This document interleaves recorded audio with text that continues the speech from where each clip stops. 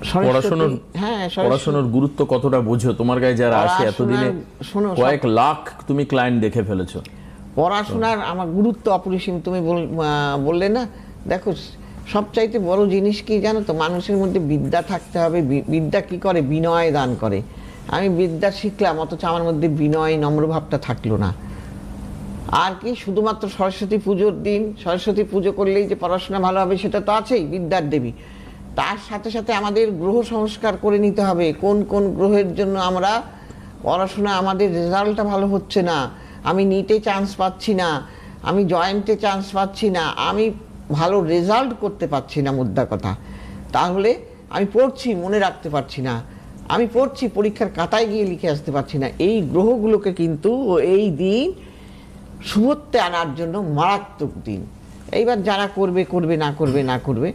তো সেই কারণে এই দিনটার গুরুত্ব অনেক।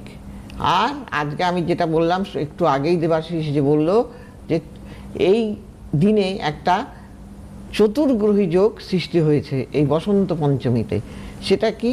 বুধ, রবি, শুক্র এবং মঙ্গল, এই 4টি গ্রহ মীন রাশিতে প্রবেশ করেছে। এই প্রবেশ করবে